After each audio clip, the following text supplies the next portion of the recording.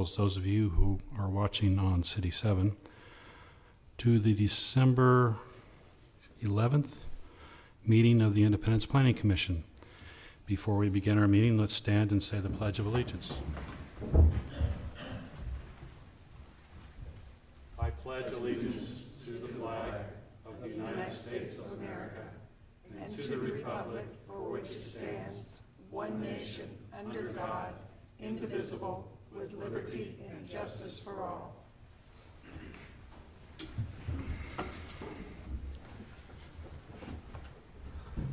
For those of you who are unfamiliar with our meetings, it is a responsibility of this commission to hold public hearings and make recommendations to the Independence City Council on matters relating to zoning and land use changes within our city.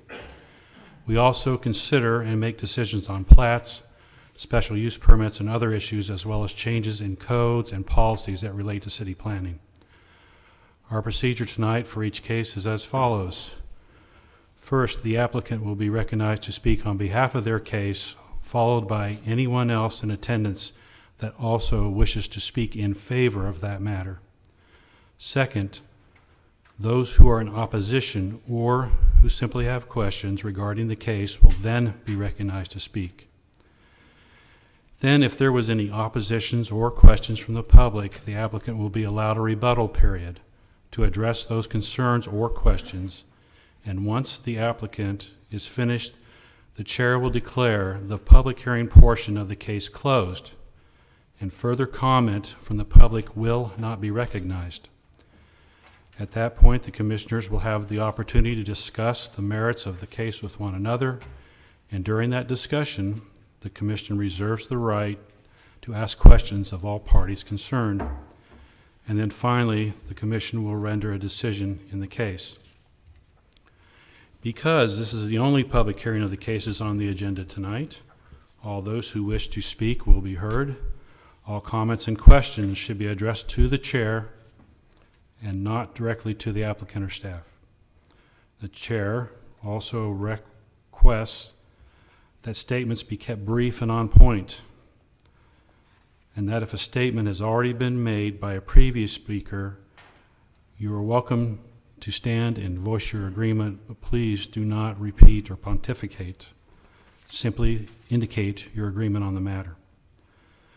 Now, to expedite tonight's meeting, the chair asks that everyone who wishes to testify or thinks that they may want to testify, please stand now and be sworn in.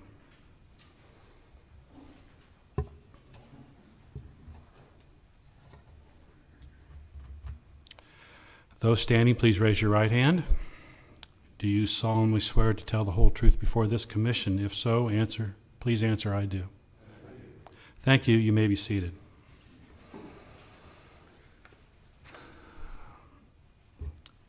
The first item on our agenda tonight is case number 18-810-02 PUD Preliminary Development Plan of 3232 South Nolan Road.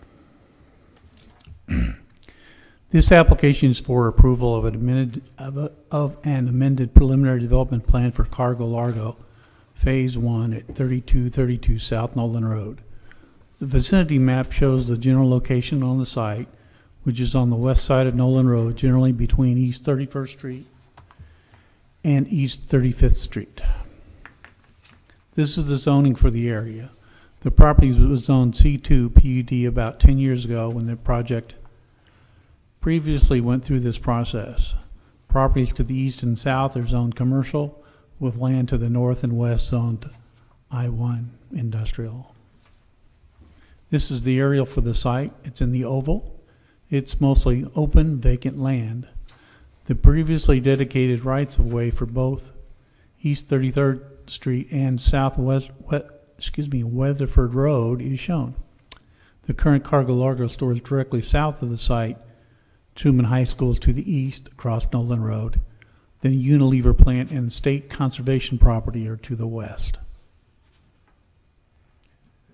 This drawing shows the kind of the general layout of the site with the properties around it.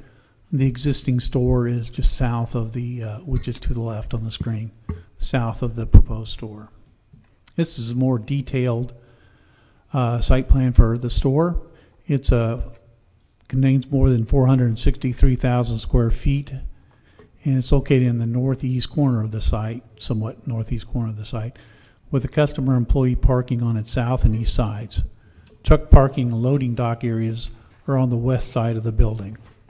The alignment of South Weatherford Road west of the building is being slightly altered from the previous plat. East 33rd Street will be paved from the railroad tracks and tee into Weatherford Road. These are kind of hard to read, but these are the building elevations for the store, with the visually prominent facades being on the top two, which are the east and south facade, which are visible from the adjacent streets of East 33rd Street and Nolan Road. This is a color mock-up of the building that shows the general design elements, and probably the colors may be a little bit slightly off, but generally the colors, which is a lighter gray or white with a darker tinted gray and some blue accents. This is kind of the landscape plan for the preliminary landscape plan for the site. Again, you've got the parking islands and the trees in the parking islands, and then street trees around the site. The detention basin is that triangle on the west, which is the left side of the screen, and there's trees and other landscaping around the detention area. Okay, we're actually on the north end of the south of the site, looking south. This is a gravel driveway, which is blocked off here. Is actually will follow the general alignment of the future Weatherford Road. They use it to access the site, and the power lines are through there and so forth. This warehouse building will be raised for parking and drive areas northwest of the building. This photograph was taken at the northern end of the southwest part of the site. The cul-de-sac, which is where this is right around it, you can see the curb line for the cul-de-sac, will be removed as the two segments of Weatherford Drive Road, are connected. Now this is the back of the existing store, which is maybe 200 feet south of Weatherford, of where East 33rd Street will come through from Nolan Road. This is another photograph looking north into the site. And here we're on the Truman High School site across from the applicant's property. This is the railroad crossing where East 33rd Street will extend west, eventually connecting into Weatherford Road, and it's south of the store and the parking areas. And here's another photograph that we're looking north on Norland Road. The applicant's property is on the left of the screen on the other side of the railroad tracks. Oops. Cargo Largo's engineering consultant completed an updated traffic study for this project. The summary and related pages were attached to you for your review. The railroad crossing, installed about 10 years ago, is designated as East 33rd Street and will serve as the primary access to the site. Multiple traffic-related improvements are recommended by the study to accommodate the project. On South Nolan Road and East 33rd Street, number one is install a fully actuated traffic signal that is coordinated with other traffic signals on the Nolan Road corridor, and provide a railroad preemptive control. Traffic signal infrastructure will include an eastbound pre-signal, and then provide a northbound left turn lane with 200 feet of storage that will feed into 33rd Street. And then provide two outward bound lanes in the eastern direction on 33rd Street, as they tee into Nolan Road. And then for 35th Street and Weatherford Road, which is shown as Lynn Court on some of these drawings here, is to enlarge the corner radius on the southeast corner to accommodate the truck turning movements so they don't drive over the curb lines and sidewalk. And then construct a westbound right turn lane to extend roughly 250 feet to tie into the secondary westbound lane that it currently terminates at the existing driveway. The study indicates that a dedicated right turn on southbound Nolan Road onto eastbound 33rd Street is not warranted. With the above improvements made, the study states that all movements within the study intersection are projected to operate at an acceptable level of service during the peak hours. Staff recommends approval of this preliminary development plan for Phase 1 with the conditions. One is power and light will need an easement for the transformer serving the building and the conduit installed on South Weatherford Road and East 33rd Street for street lights and street light installation. 5-foot sidewalks must be provided along all street frontages. Number 3 is while most plantings have been provided, the plan needs to be updated to current standards and include the landscape open space requirement of section 14.50304. Number 4 is bicycle racks must be provided.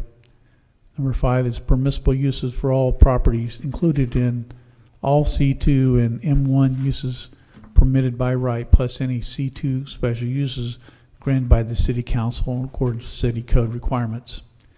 And Cargo Largo must negotiate and enter into a development agreement with the city pertaining to the construction of public improvements and traffic facilities associated with the project. Such agreement must be executed prior to the issuance of any construction permits for the building and site improvements. And I'll answer any questions or concerns of the commission. I do have a question. Could you, and I know you've already read this, but could you detail out a little more that exit on 33rd Street, the planned exit? There's going to be one left turn From 33rd Street out onto Nolan? out onto Nolan. No, they're wanting to, that was the condition, is they wanted it split so there's a dedicated right, dedicated left. Because you go forward, you go drive over the school property, so you only go right or left there. Sure. But you say there's going to be 2 right turn lanes? No, or there'd be just one? Yeah, that's correct. Okay. It says, provide 2 outward bound lanes in an easterly direction. It doesn't say 2 for dedicated rights or left, just 2. Okay. Assume that those will be divided, 1 for each direction. Our traffic person is here, and I believe they brought theirs as well. They can elaborate on that. Okay. All right. Does anybody else have questions for the staff? When there's a train coming through, won't traffic back up on Nolan Road? Well, my guess is going to be like the 31st Street, which is north of here. There's a thing that you cannot turn into, turn and go west on 31st Street when the traffic signal is down. So the right people that want to turn right into 33rd Street will just be stuck on Nolan Road. Okay. And then the ones on going north on Nolan will be just stuck in the left turn lane until the train goes. But again, their traffic study person, our person can elaborate on that. I'm sorry, Katie Horner with the Public Works Department. Good evening, everyone. My name's Katie Horner. I'm the city engineer and acting traffic engineer for the city right now. We took a look at the study and we compared it to current operations as well. Currently, the way that Nolan Road functions when a train is coming is the first thing that happens is there's what is called preemptive signalization. So what that does is way down the tracks, the trains will actually trigger the signals, and it will turn the east-west traffic lights green to essentially flush traffic off of the railroad tracks to ensure that nobody's stuck on those tracks. Second, what we have in place is that right turns are not permitted when the arms are down.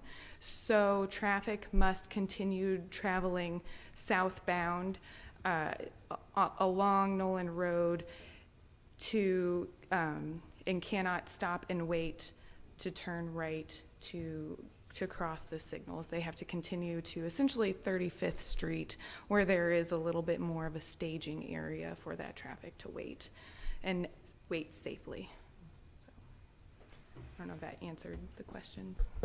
What redundancy will there be for purposes of ensuring we do not have this unintended consequences of a bigger object colliding with a smaller object? Yes, and that was one of our greatest concerns when reviewing this, and working with the traffic engineer who performed this study. We talked about what can be put in place, and what is proposed for this location, and what we agree to be would be a good implementation is there will actually be a signal at Noland Road, but there will also be a signal at the right before the train itself. So traffic will not be able to move across the railroad tracks until that light turns green. What that means is that light will have to be green longer so that queue can get flushed out, but that will allow for that safer waiting space for the traffic that'll be coming out. So, because we'll probably see some larger vehicles. The trucks are not going to be utilizing 33rd Street. They'll be utilizing 35th Street to come and go from the site. But, you know, on their larger events, if somebody has a trailer or whatnot, they may have a longer vehicle, and that's really where that redundant signalization comes into play.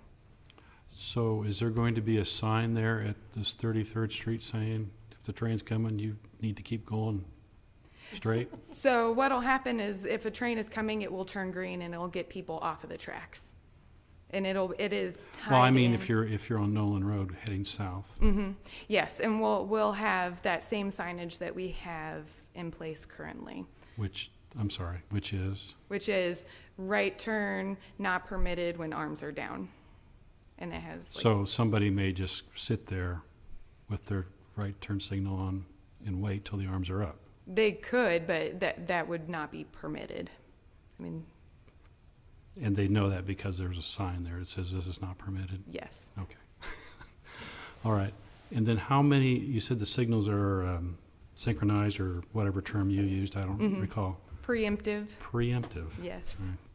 All right. So how many of these signals are preemptive? The one at this new 33rd and the one at 35th? Is there any others on down The the road? one at 31st, which is at that north end that ties Yeah. into Weatherford, as well as Partridge, which is that next signal to the north. Okay. All of those are preemptive, and all of those are flushed. So if you ever are on Nolan Road and it just stops and you're wondering, why am I waiting for so long?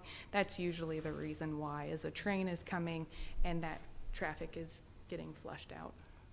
Is the one further north, is that also preemptive? It's like, in other words, stuck on red to keep traffic from feeding into there? On further down to the south? Yeah, I think it's so Partridge. I don't remember exactly what it's called. Partridge is the one that's kind of right by the ATM driveway, and I don't remember the There's a the Chinese restaurant restaurant. that There used to be a Perkins Tiffany's. there and all that, yeah.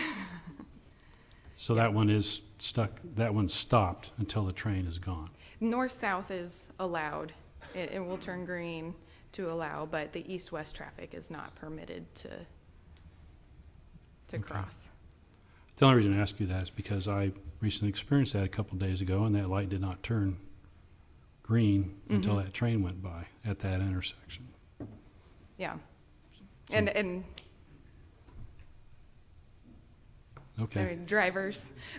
I'm s- Okay, is it possible later on that if there seems to be a lot of traffic there for some reason, that the one down on 39th can also be preempted? 39th Street that's separated, so that's a bridge that goes over 39th Street. And then at 35th Street, it's at grade.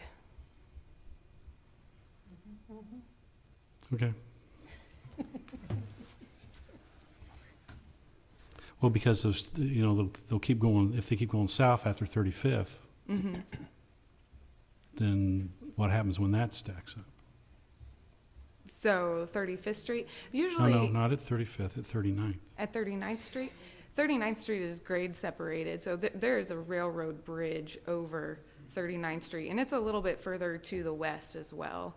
You have to, it's kind of, There's a bridge. Yes, there's a At Nolan and 39th, there's a bridge at Nolan Road. It's a block back. It's further west. On 39. I'm talking about the light at Nolan, Mm-hmm. the 39th intersection. It's a quarter mile. For like, Well, because, I don't know, maybe I should just let it go. I'm sorry. Because when it gets really busy, all that traffic stacks up. And if a train comes through and the light's green and people can't move anyway, because at 39th, there's a red light as well. I mean Noland at 39th. So I was asking you if it's potential that can also be preemptive as well in the future. Is there special infrastructure we have to put in to do that? So the entire Nolan Road corridor is on what is called the Operation Greenlight, which is a coordinated signalization through the entire corridor. So it actually allows that corridor to operate at optimum levels so that you minimize the red lights that you hit, so Operation Greenlight. So that signalization is in place right now. Recently, we did encounter a little bit of challenges with that coordination because we just reconstructed 39th Street, but we believe we have got that rectified. Watching it, making sure that it is working correctly, though. Okay. So. All right. Well, yeah, that answers my question then. And I realize it's a challenge. It's never going to be perfect, but as long as we're doing what we can, I think that's a step in the right direction. And Nolan Road is a very critical Yeah. travel way for Independence, and so we really try to make sure we keep our eyes on it and invest in it as much as possible to make sure that our technologies are up to date so that we can keep that traffic flowing, not only seamlessly, but safely. Are there any other questions of Katie? Thank you very much. You're welcome. Okay. Any other questions of staff before we bring the applicant forward? All right. Will the applicant please come forward? And if you would, state your name and address for the record, please. Good evening. My name's Dan Jensen. I'm with Kessinger Hunter Commercial Real Estate Company. We're the developer for the project. 2,600 Grand, Kansas City, Missouri. Mr. Jensen, can you move the microphone down just a little bit? Mr. Borders did a good job of covering the scenario. This is a similar project to what was approved 10 years ago with the city. It's been, I would suggest, right-sized and adapted to modern-day needs. Tonight, I'm here with the owner of the company, Deepak, as well as John Davison, the architect for the project. And we are happy to address any questions that you have with specifics to the design or the operation of the business. Two things that I would point out is we're moving pretty quickly and we're on parallel paths. We're working with the plan and approval process at the same time we are working with the incentive process. So they're separate, but they're moving parallel, and there certainly is a but-for provision on the incentives, and that without the appropriate incentives, this project will be unable to go forward. That's not to bring before you all today, but that is simply just to state for the record.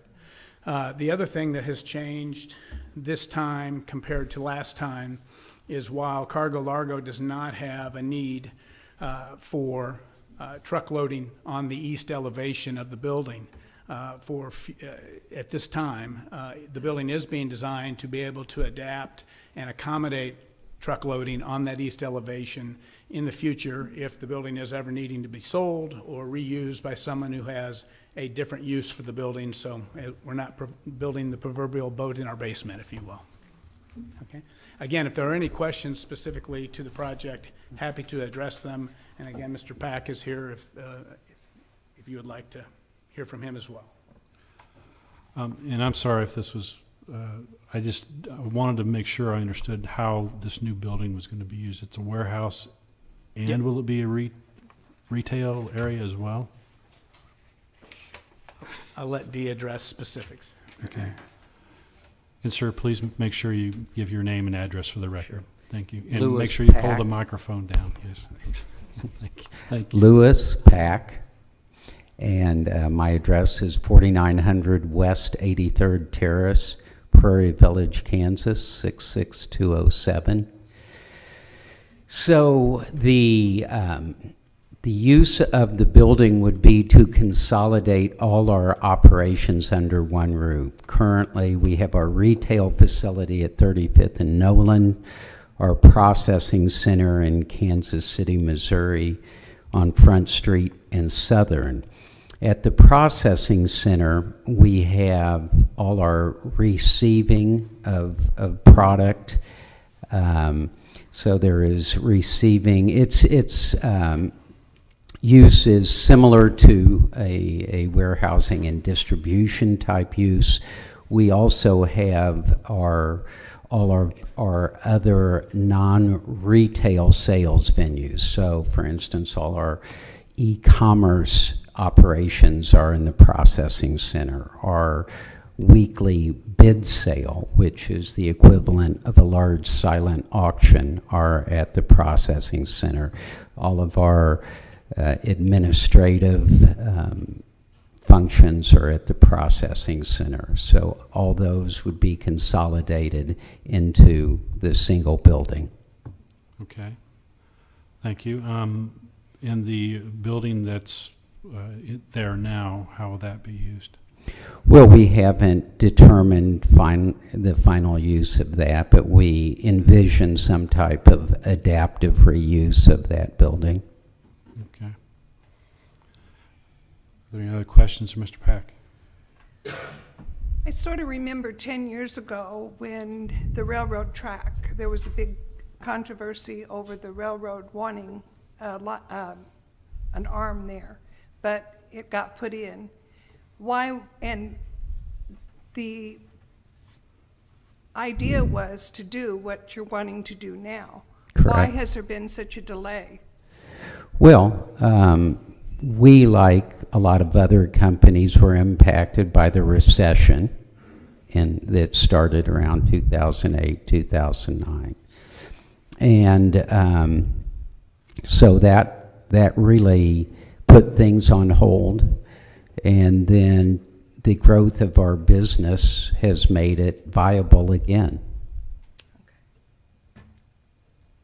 Thank you. Okay, well, thank you very much, Mr. Thank Pack. you. Appreciate it.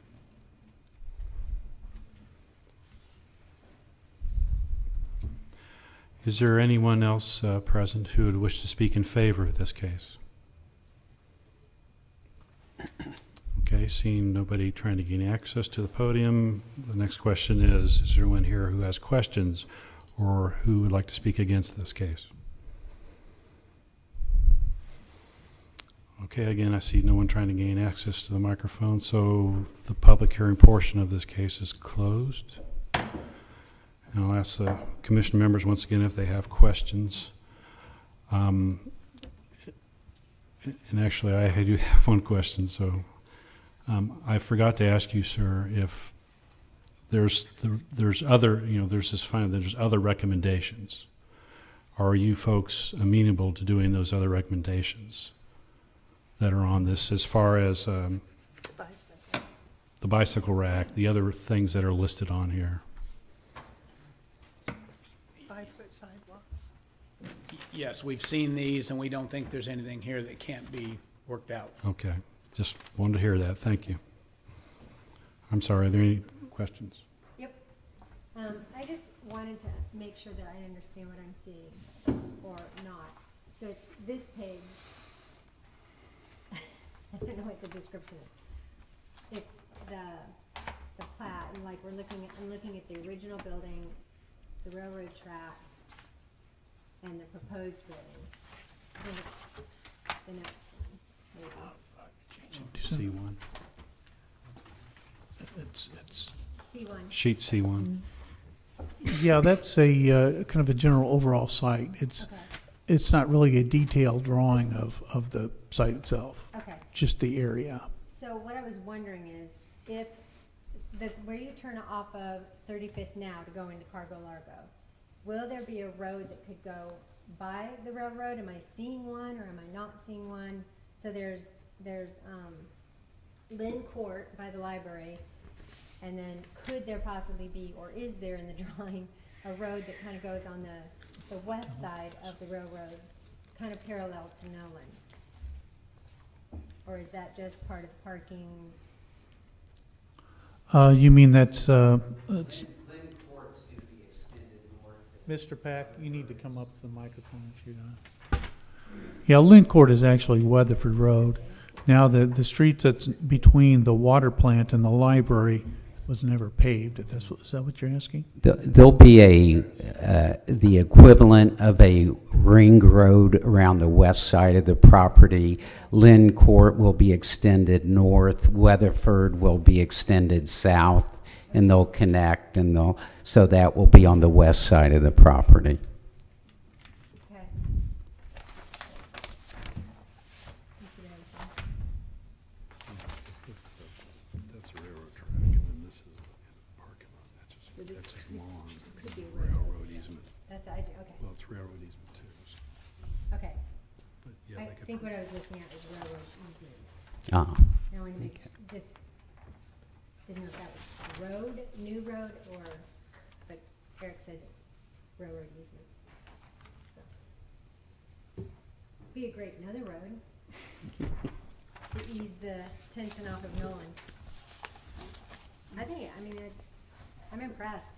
It's a hard it's a hard land to get to, but it opens it up. I think it's great. Any other questions from the commissioners?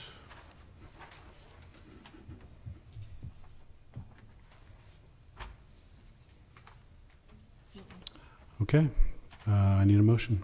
I make a motion that case number 18-810-02, the preliminary development plan at 3232 South Nolan, be approved with conditions listed. Second.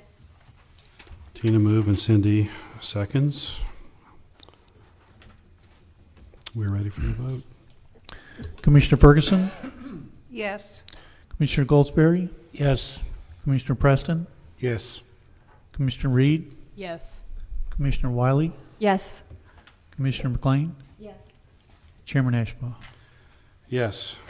Case number 18-810-02, PUD, the preliminary development plan 323 South Nolan Road has been approved to move to council.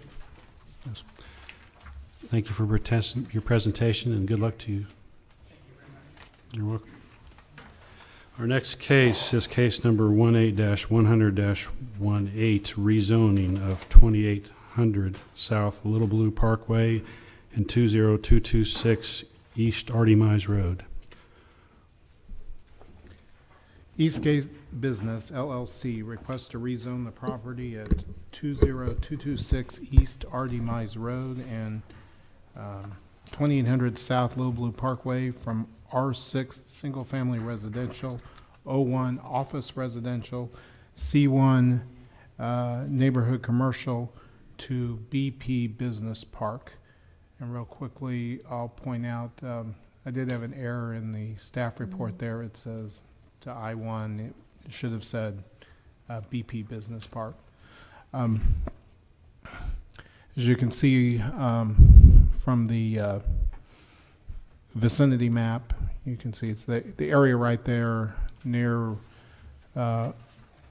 flanked on the east by Necessary Road, and then on the south, with Artie Mize, and crossing through this 126 acres of property is the Little Blue Parkway. So here's the zoning map. As you can see, the main wedge-shaped, pie-shaped property there has three elements to it. The small tip on the north, you can see, is the O1, and then the existing C1 south of that, and then the remainder of the property to the south, and also there to the west abutting the curve in Jackson Drive is currently zoned R6, single family. As you can see, undeveloped property, all of it. Some of it wooded, but most of it cropland or open field.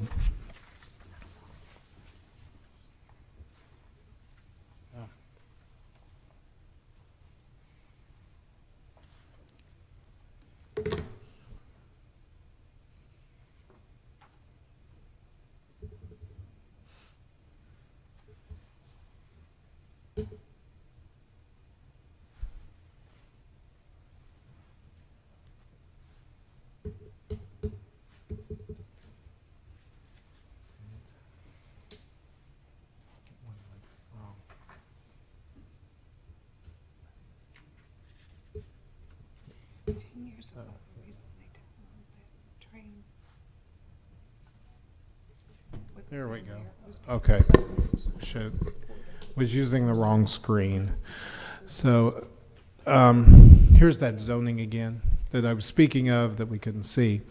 That wedge-shaped property, you can see the three sections there. The very larger portion of it there is southeast of the curve there in Little Blue Parkway is the R6, with a tiny bit being that C1 and O1 on the north. And then that other minor piece of that 126 acres is there northwest of Little Blue Parkway, abutting the curve in Jackson Drive there. So as we go to the next one, you can see the overall aerial view that shows this property, like I said, is largely either cropland or open field or some wooded area as well.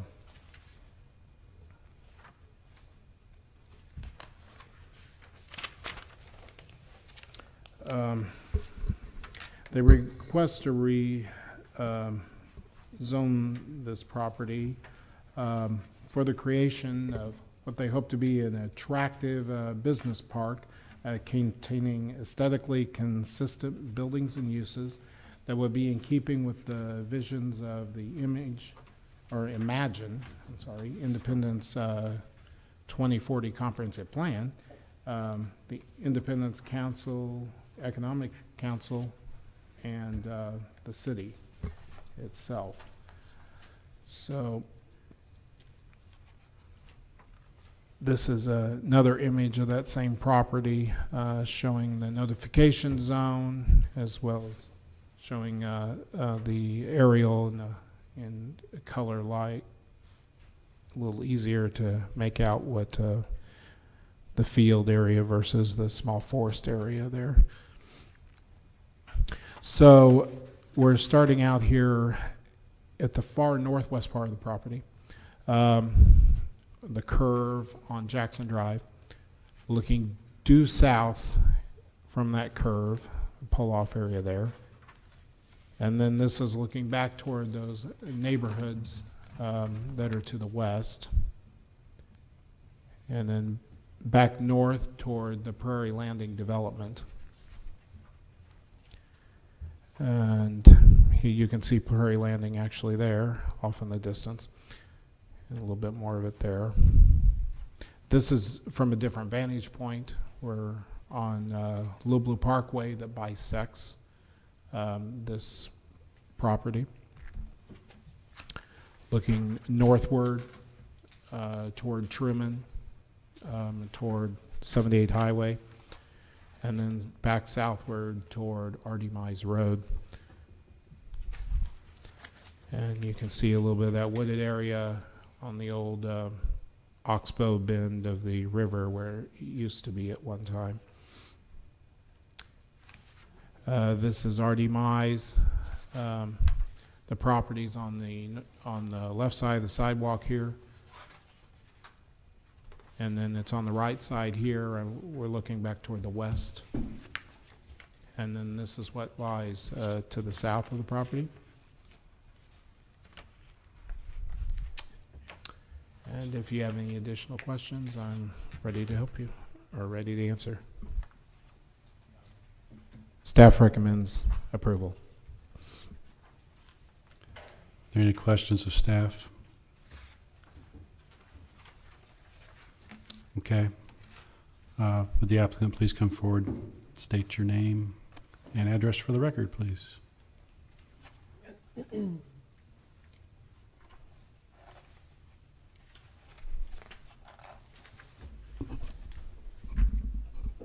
Good evening. My name's Randall Pratt. I'm here in the capacity of as the president of the applicant Eastgate Business Park LLC. My address is 214 South Spring Street in Independence, and I'm also joined by some members of the pastorate of the other landowner, which is Nolan Road Baptist Church, and if I get it right, also known as The Gathering.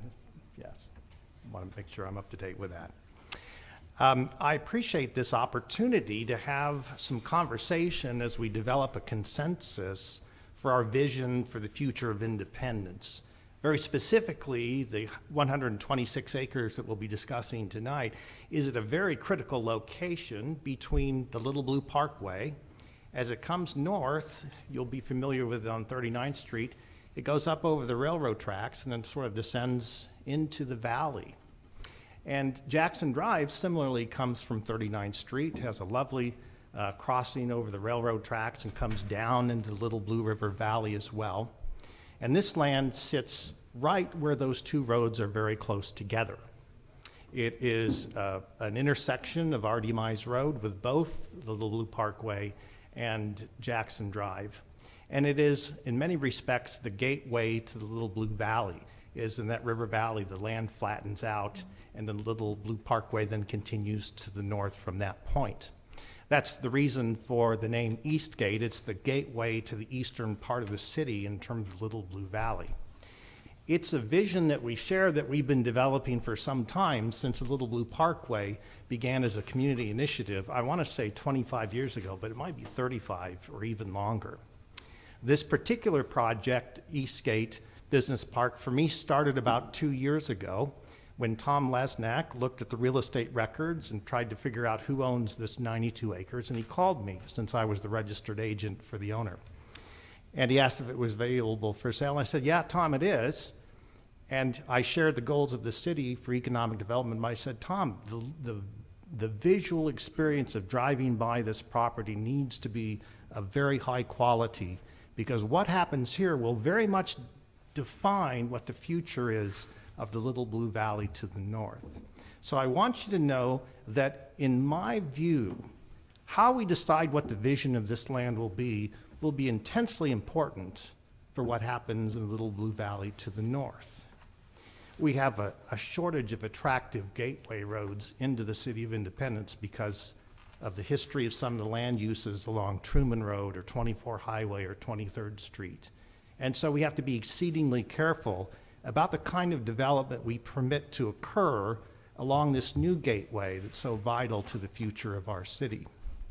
So we've been in a process together of developing that vision for what the future of the Little Blue Valley will be. In some respects, it's very technical. What's the road design? Where are the intersections? What speed limits will apply?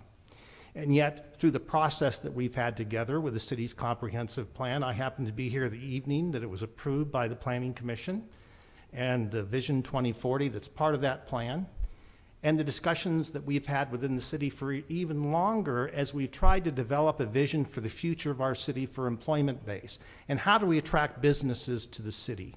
And a lot of effort's been provided by our city's leadership for that purpose as we together have tried to understand what is the vision for Independence generally in the Little Blue Valley, and specifically we're speaking tonight about this gateway area, this 126 acres, and yet there are other parcels around the 126 acres that you as the Planning Commission and the City Council has already determined should be developed for business park purposes. So in the graphic that you see to the right on the screen, you'll see a very large area that's colored in purple.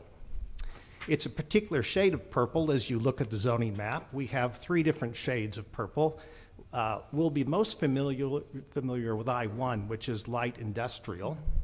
We have some dark purple on our zoning maps, which is I-2, the heavy industrial, which is primarily the Lake City area where we have our heaviest industry in the city. Relatively new for us is this thing called Business Park, or BP District, as we refer to it. By my knowledge, this is the first ground that might be zoned for BP. Maybe there's some in Independence that has been. There's some, yeah.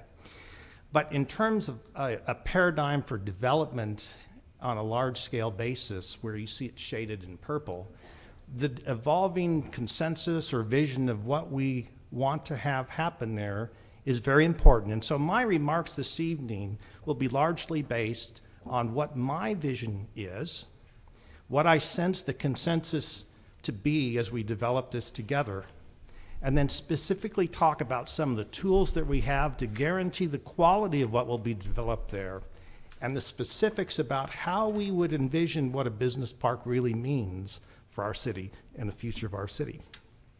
So in terms of the overview, to be more specific, it's a priority for the City of Independence to have a business park.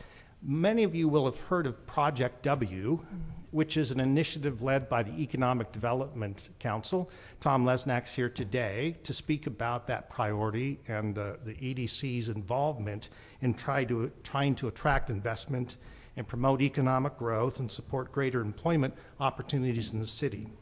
This is specific to that Project W initiative. You'll be aware that at the intersection of Highway 7 and M78, on the east side is Lake City. You're all familiar with that. There are some industrial users inside of Lake City in addition to the ammunition plant. And there's land to the west of Highway 7 that's been zoned for many, many years, I think since the 1970s, if my recollection is correct, for industrial uses. And yet we've not been able to find users to come to that location. The perception or the comment that we hear most often is it's just too far from I-70.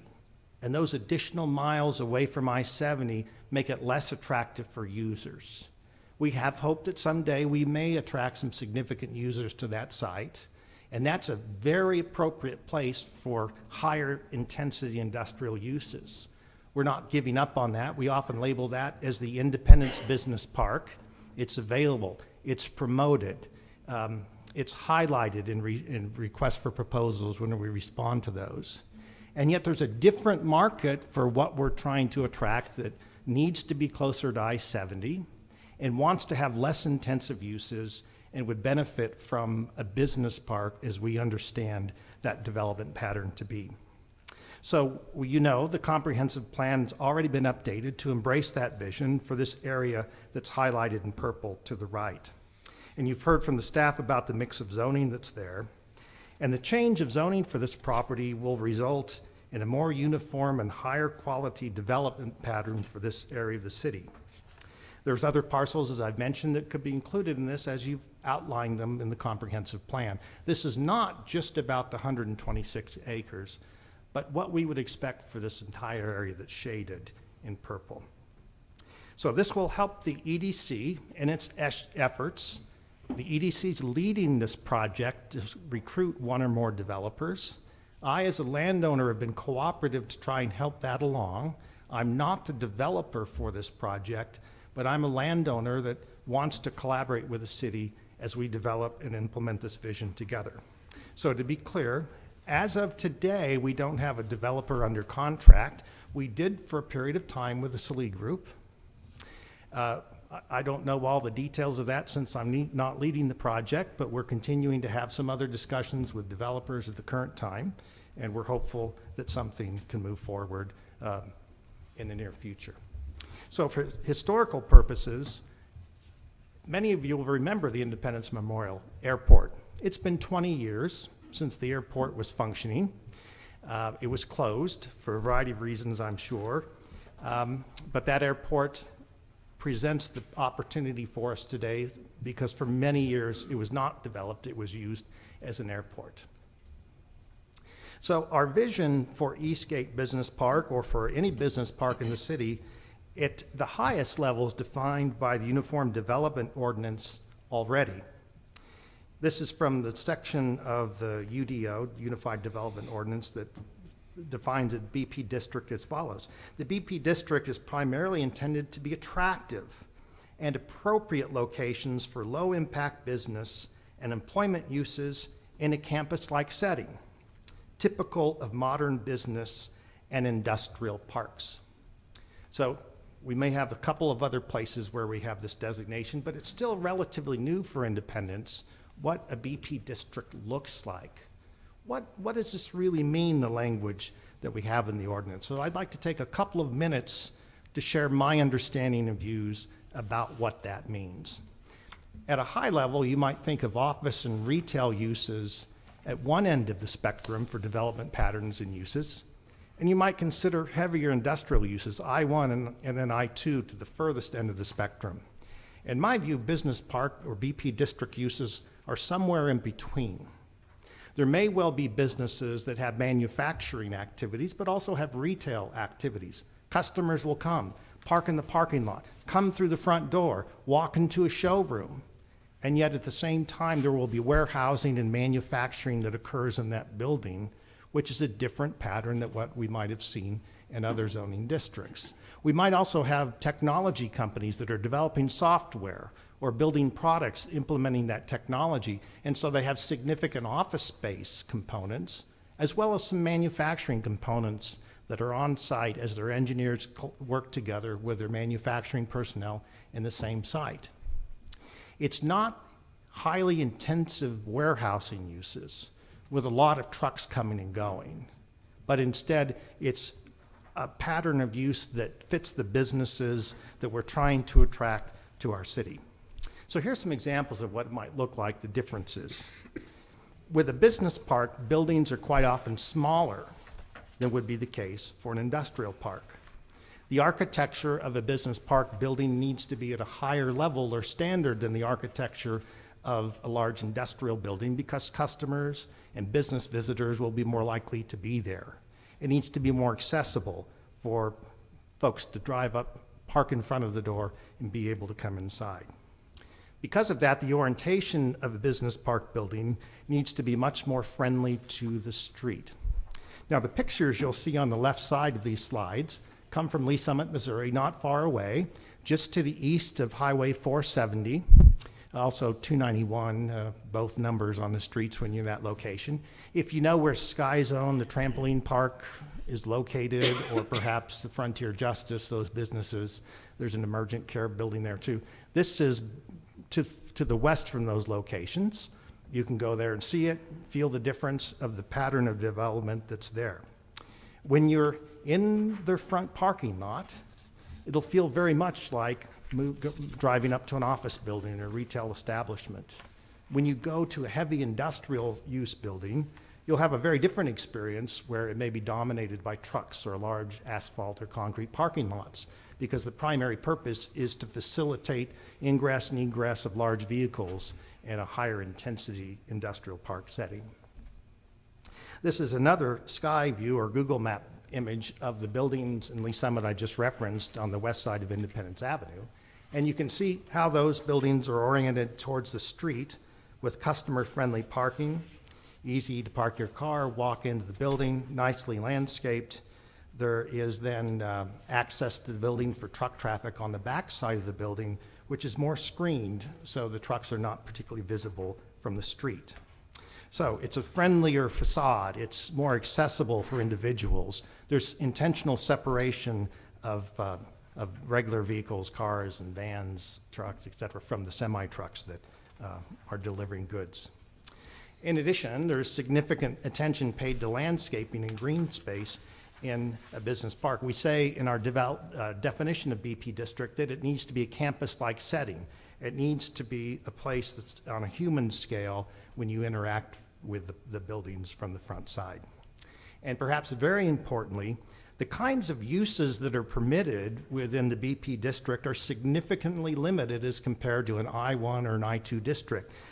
What you see on the screen now is in the portion of the UDO that defines the permitted uses in the different industrial districts that we have. So you'll see on this graphic BP, which is the least intensive of the industrial designations, I-1, and then I-2, which is the most intensive designation. So I've circled in red those uses that are prohibited in a BP district that might be permitted either conditionally or not within an I-1 or an I-2 district. And there are significant differences in terms of what can happen in a BP district as compared to an I-1 or an I-2 district. These are less intensive uses. Already, in our code, it's specified that the uses in a BP district must be less intense. And the buildings and the architecture then reflect the intensity of those uses. So, for this particular rezoning, what are key considerations? In other words, why am I standing here before you today talking about this rezoning if there's no developer in the room for this particular project?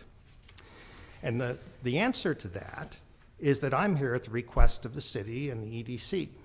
They've asked me as a landowner to rezone the property to make it easier to recruit one or more developers for the Eastgate Business Park project, to make it as shovel-ready as possible, to use the term that you often hear with developers. That's part of the marketplace, that users don't want to wait 6 months or 12 months or 2 years to find a site and go through entitlements and do the land planning and do the building and the architectural plans and the construction. Our economy moves at a much faster pace today, and a delay of 3 or 6 months can make a significant difference if we're trying to recruit a party to come to Independence, to recruit a user. And so if we can do whatever's possible to expedite that process, shave off a few months here or there, it makes it faster, and it also reduces risk for potential developers and users for the project. So we're here to expedite that. We're here to make it as easy as possible to recruit those users to our city. And secondly, a key consideration is that all we're asking for by this application is to conform the zoning to the comprehensive plan that's already been approved by you as the Planning Commission and approved by the City Council. It's an important step because we need to demonstrate that we have this consensus of our shared vision, that we really mean to do what we say we're going to do, that this is a vision we hold to collectively and are willing to take action to make it a reality, not just an idea. There's other considerations I'll go through more quickly. It's very important to have cohesive planning for the area. No doubt you've heard the term spot zoning. Some people like it, some people criticize it, but if we want high quality, we need to have uniformity of uses and a well thought out plan for the future development in this very sensitive and important area of Independence.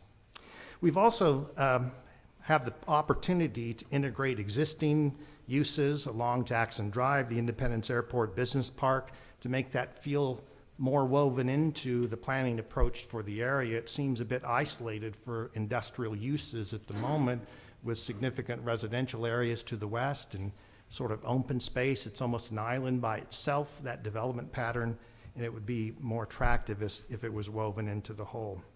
We have an economic development priority. It is the highest goal, as I understand it, of the EDC at the current time, as was stated by the chair of the EDC board at Governor Parsons' lunch at the Uptown Market not long ago. This is the highest priority of the EDC, that this business park become a reality.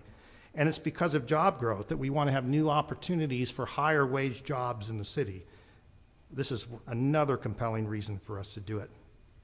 We also have significant investments in the road infrastructure of the city with the Little Blue Parkway primarily, but secondarily Jackson Drive. We have spent tens of millions of dollars in investment in public infrastructure with the expectation that someday we will realize a return on that through higher property taxes and excise taxes. And unless we can get development to happen, we as a city will not receive a return on that very significant investment. A soybean field, much as I love soybean fields, don't pay much tax and don't expand employment opportunities for the city. But we need to do it well and attract the kinds of employment opportunities that will benefit our citizens the most.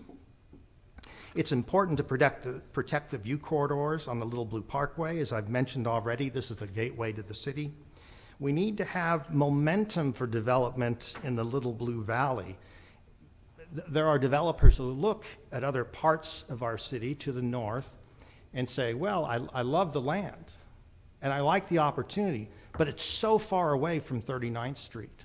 It's hard for them to conceptualize that development can skip that far So it's very important to move development up the valley to the north to continue our success.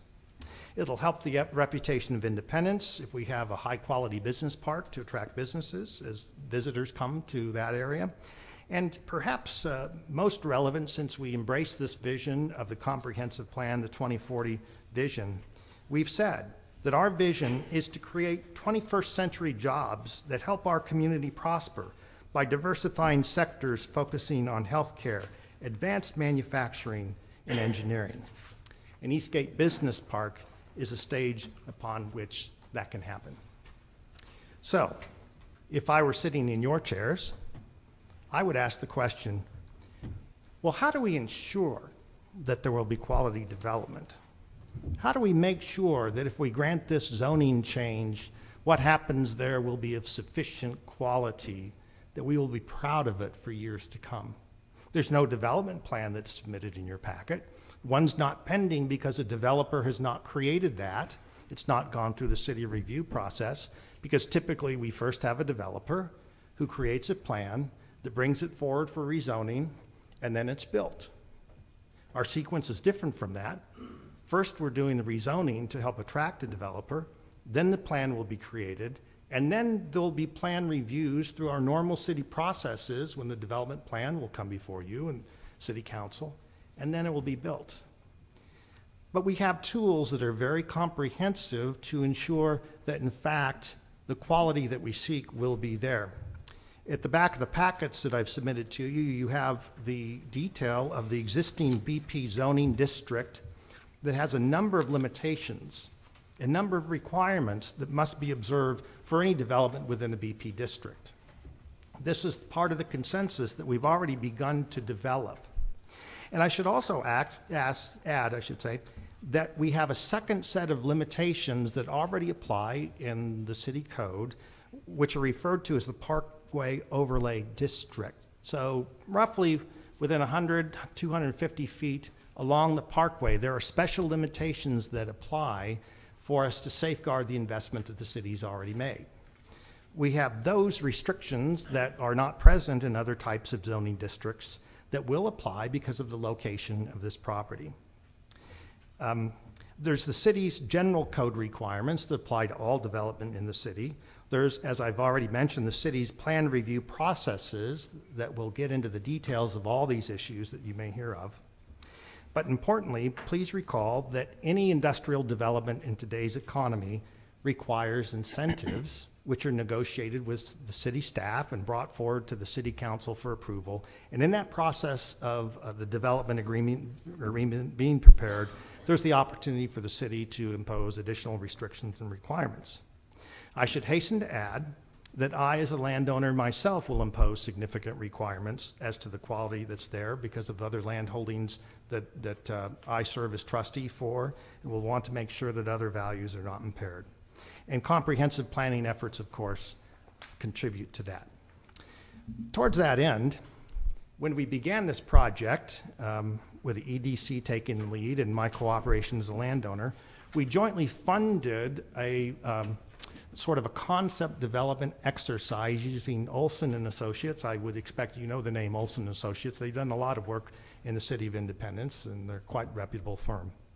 And that was jointly funded, and we tried to collect the design elements or parameters, some people call them patterns, what we would like to see in a quality business park development for Independence. So what is on the screen in front of you, I want to be clear, is not a development plan that is being submitted for approval. Instead, it's an illustration of the kinds of design elements that we're developing this consensus on to say this is what a good business park in the city of Independence should look like. This is not exactly what Eastgate Business Park will look like in terms of exactly where buildings are or where roads might be located, but it includes the elements that have been discussed as to what makes a good business park, what makes for quality development in our city. So I'm going to quickly point out 20 items that will not be immediately apparent just looking at this plan. First one, There will be high visibility locations, particularly at corners and on entrances, that need to be well designed and well landscaped with monumentation or signage that welcomes people to an experience within the business park with the kind of standards of quality we would expect. Secondly, landscaping will be very important, particularly along the Little Blue Parkway, the buffer area that would separate passersby and cars with the activities that happen in the business park. Trees are very important and will be included within the requirements, and a green buffer space will also benefit the visual quality of the experience. The parkway adjacent uses will have smaller buildings located adjacent to the parkway, which buffer then larger buildings that are second tier in the design of the overall project. And there will also be parkway setbacks. Some of those are already imposed by Uniform Development Ordinance with the parkway overlay requirements that would also provide buffer space that are there. There will need to be four-sided architecture. All these elements on this slide relate to the quality of the buildings themselves, four-sided architecture.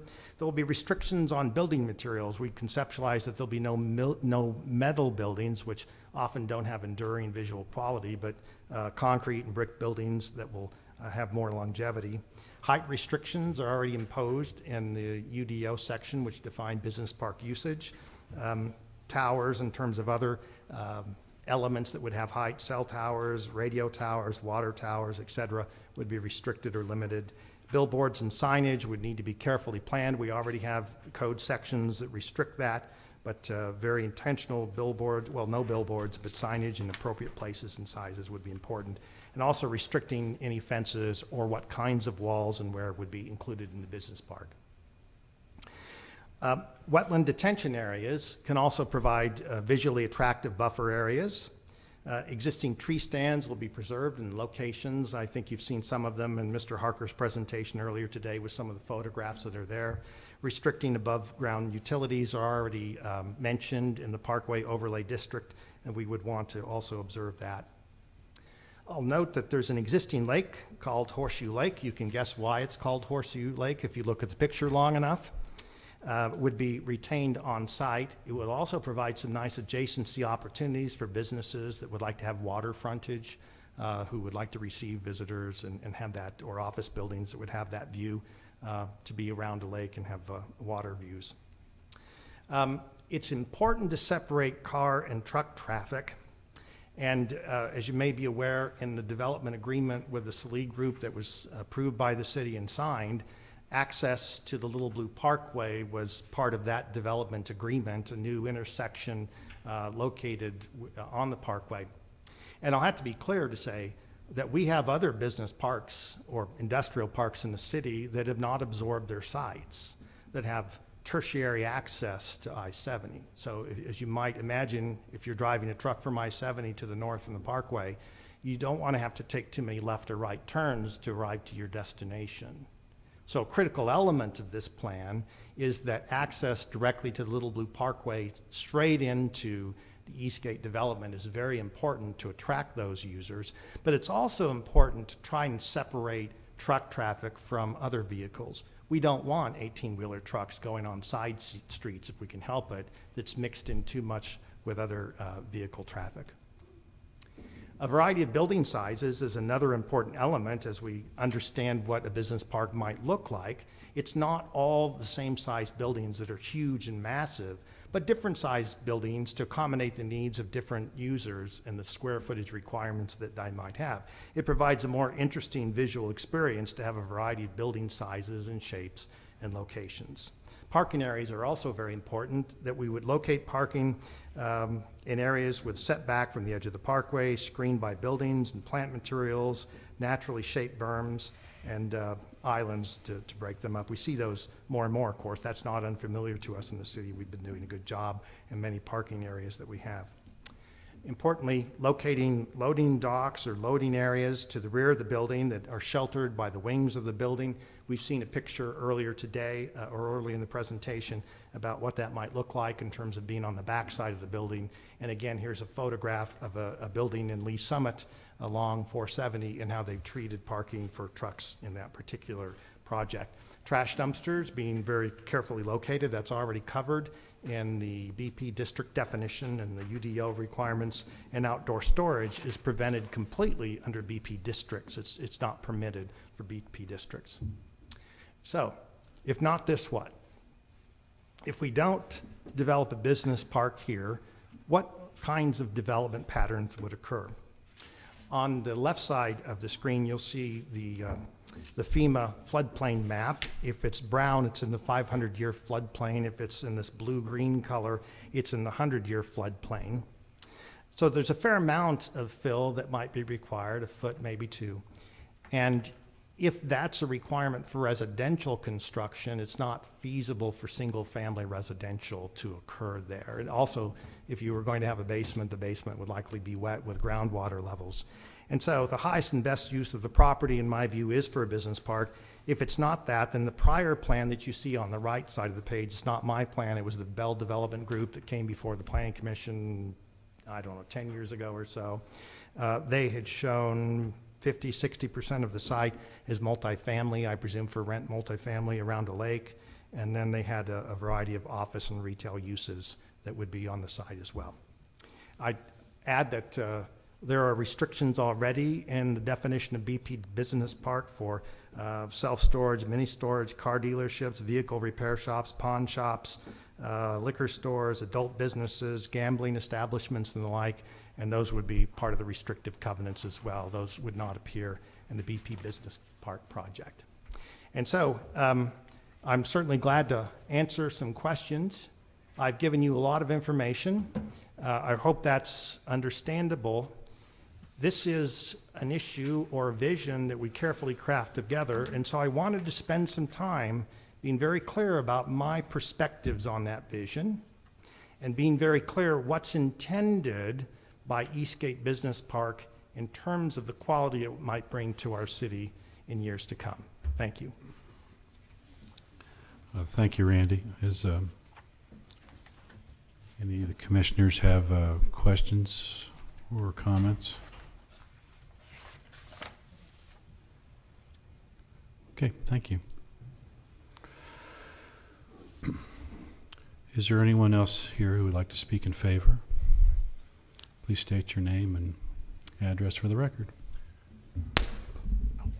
Good evening, Mr. Commissioner and members of the Commission. My name is Tom Lesnick.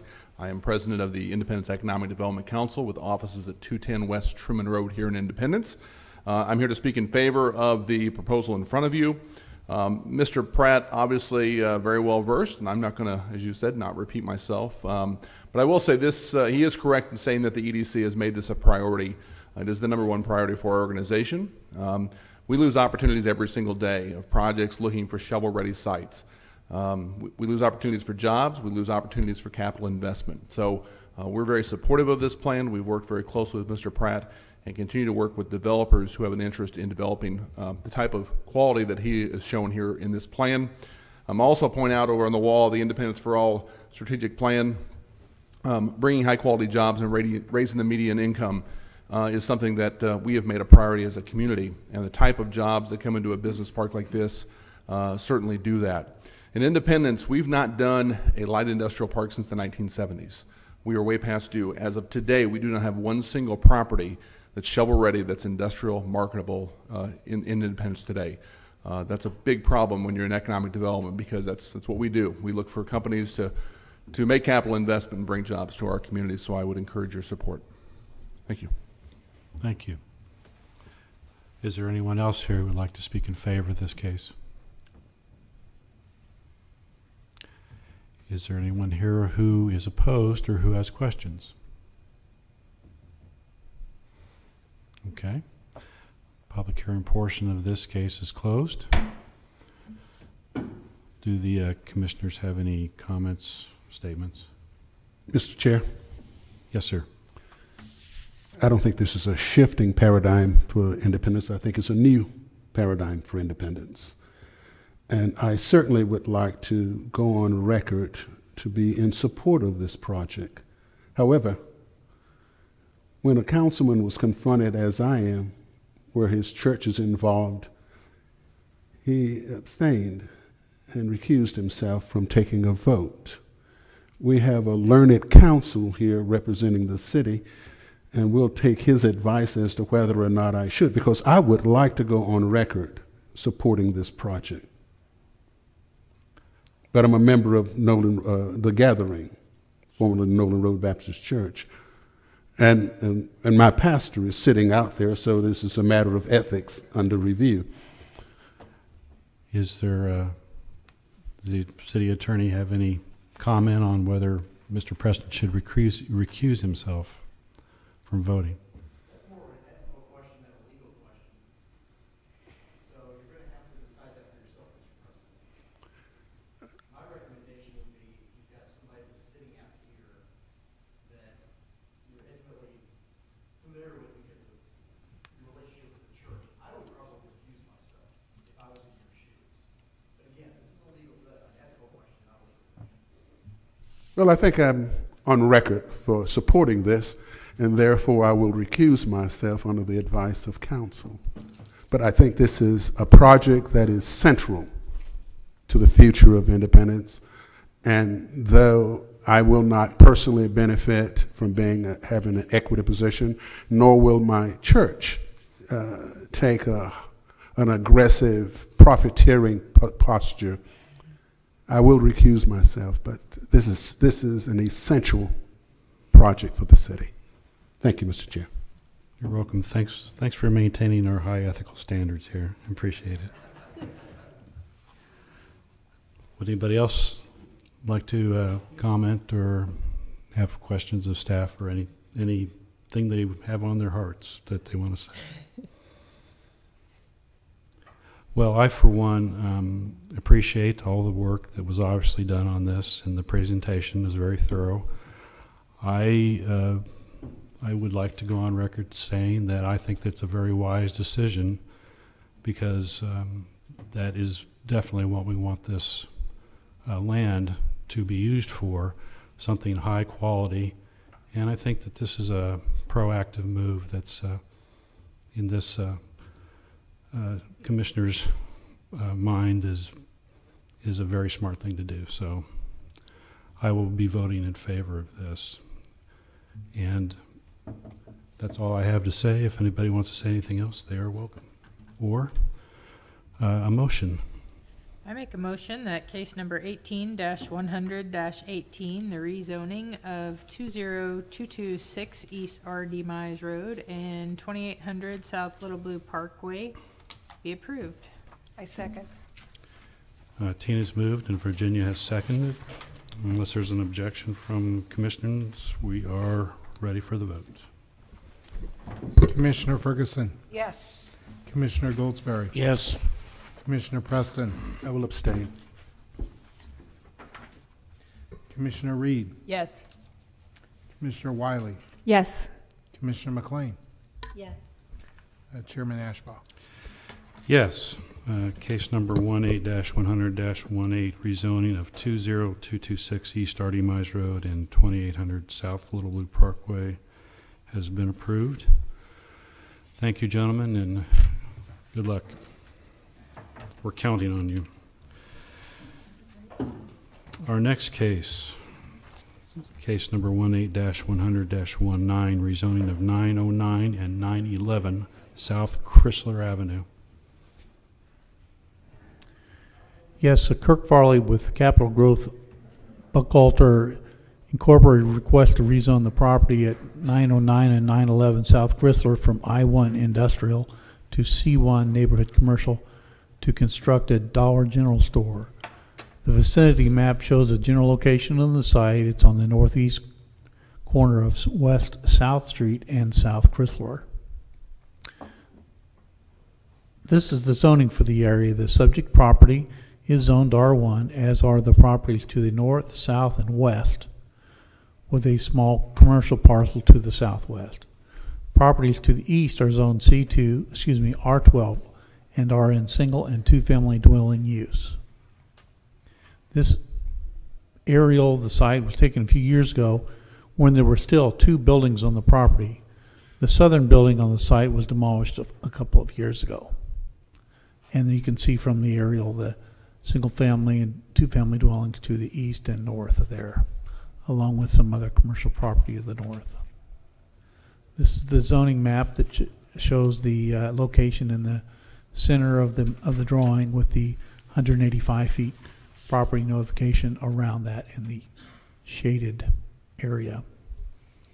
Here we're on South Chrysler looking to the northeast.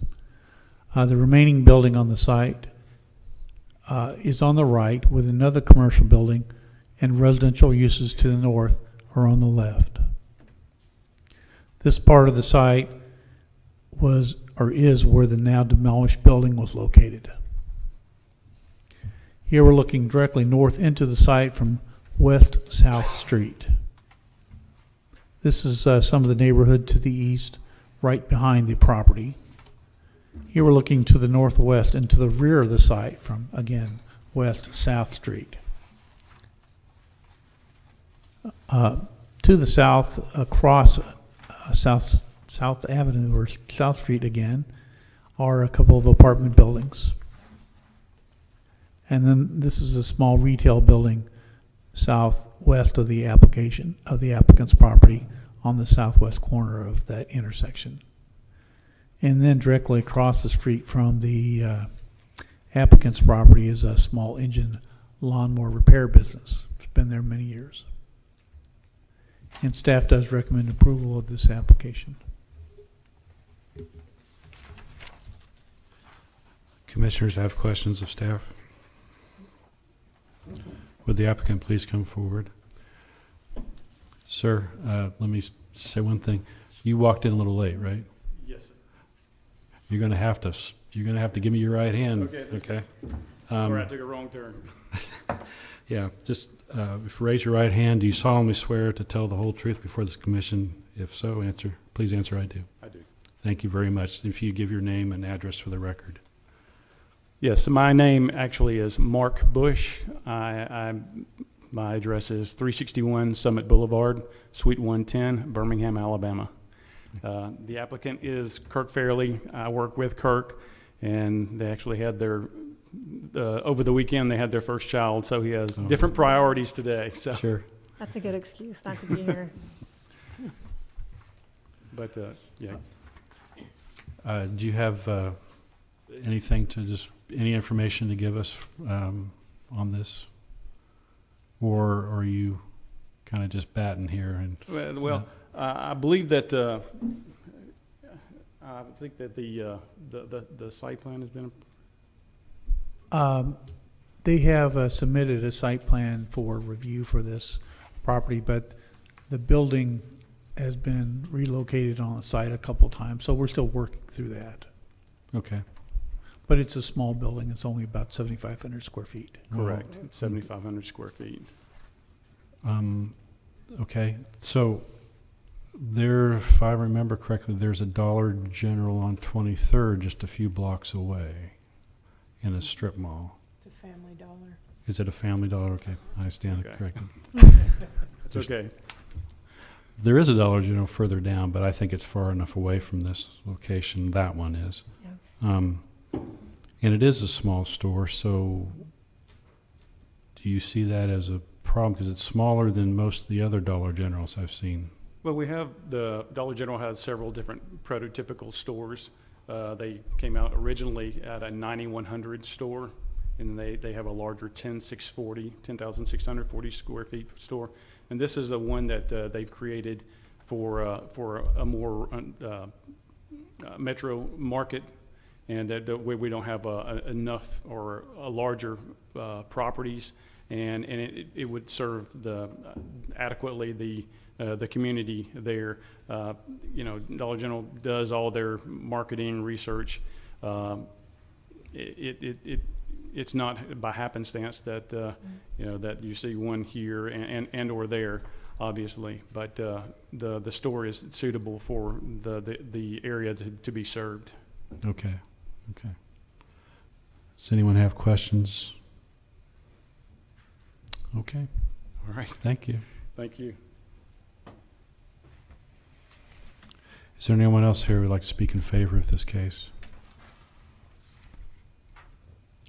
Okay, is there anyone here who has questions or is opposed to this case?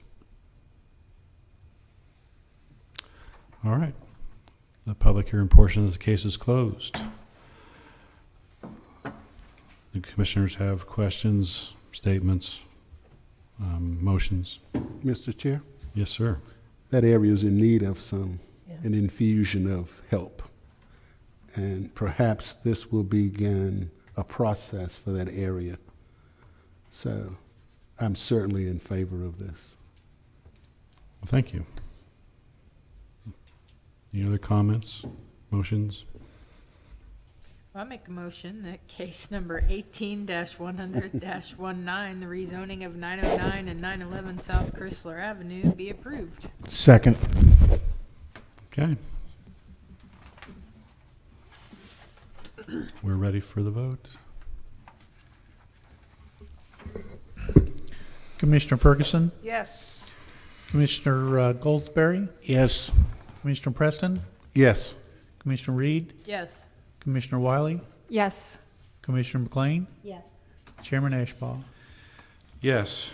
Case number 18-100-19, rezoning of 909 and 911 South Chrysler Avenue has been approved. Good luck to you. Our next case is case number 18-100-20, rezoning of 17301 East 32nd Street South.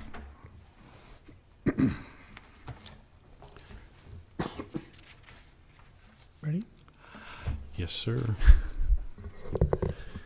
David Licata requests to rezone the property of 17301 East 32nd Street from O1 Office Residential to C2 General Commercial to construct an events center. This vicinity map shows the general location of the site west of M291 and south of 32nd, sort of southwest of 32nd Street. This is the zoning for the area. The subject site is zoned O1 Office Residential, as are the properties to the north and the east. Van Hook Park to the south is zoned C1, with properties to the west zoned a combination of single and multifamily. This is the aerial photograph of the site. The property adjoining the subject site to the east is in an office use, with the land to the north and the west being apartments. On the south side of the track, you can see part of the sports fields in Van Hook Park. And you can see M291 on the far right side of the screen. This is the rezoning plat for the project. It's the applicant lot is in the middle in the darker gray, and then the 185-foot notification area surrounding it. Excuse me.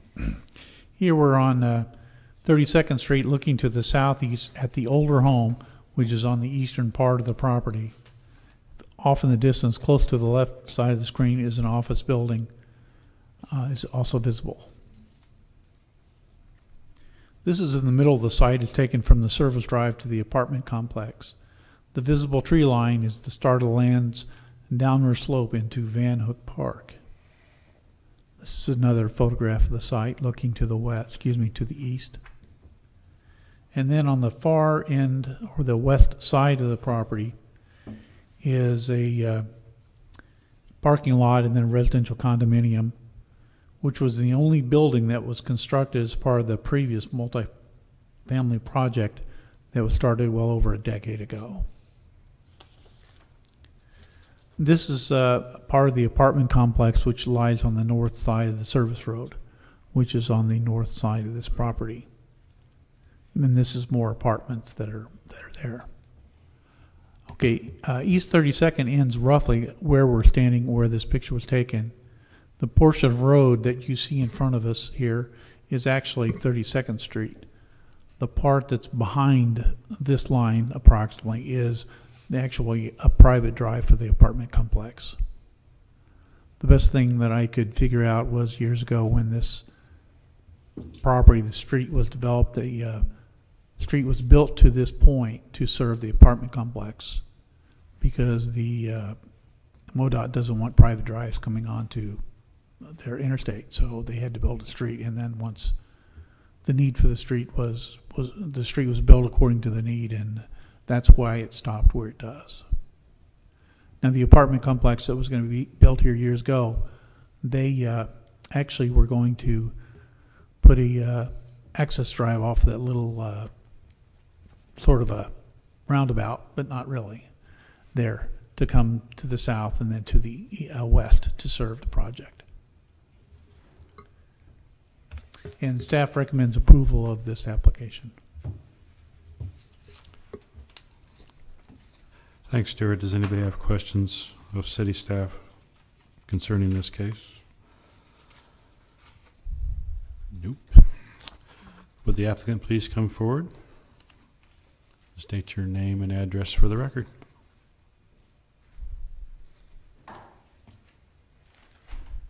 My name is Jeremy Powell. I'm with Powell CWM, and our office is at 3200 South State Route 291 in Independence here. I am here on behalf of Lakita Property in this requested zoning from O1 to C2. In addition, I'm an adjoining property owner. I am the property at the curve there at 32nd Street. We currently brought in a C-store there at 32nd and 291, and we'd like to continue seeing this commercial expansion.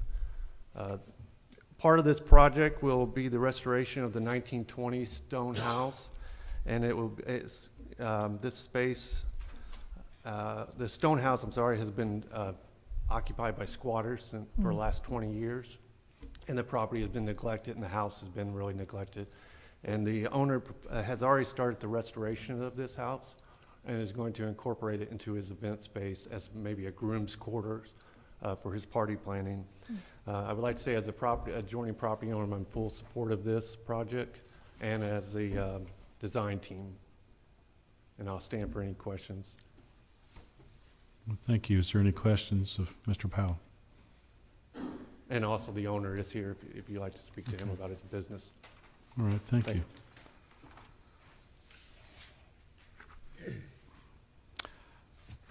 Is there anyone else here who would like to speak? You don't have to, but if you want to, that's fine. Is there anyone else here who is opposed or has questions? Okay. Public hearing portion is closed. Commissioners have questions, comments, motions? I make a motion that case Why number not? 18-100-20, the rezoning of 17301 East 32nd Street South be approved. I second.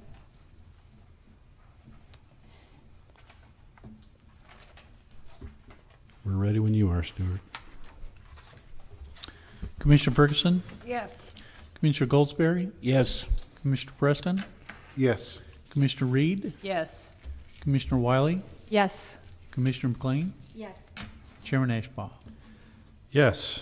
Case number 18-100-20, rezoning of 17301 East 32nd Street South has been approved. Good luck to you folks. Thank you.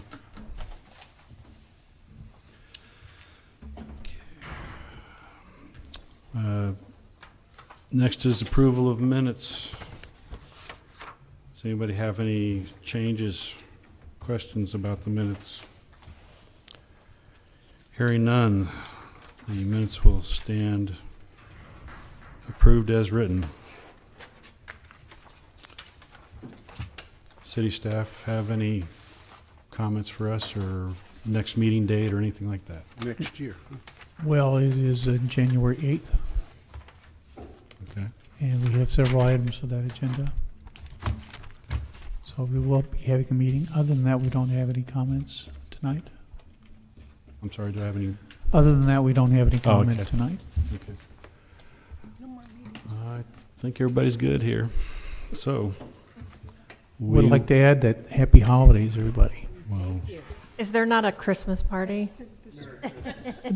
I'm new, so I don't know. I'm a little disappointed, Stuart. I thought you were going to bring some cookies over here for Christmas cookies for us. Sorry. Per presentation by the remaining.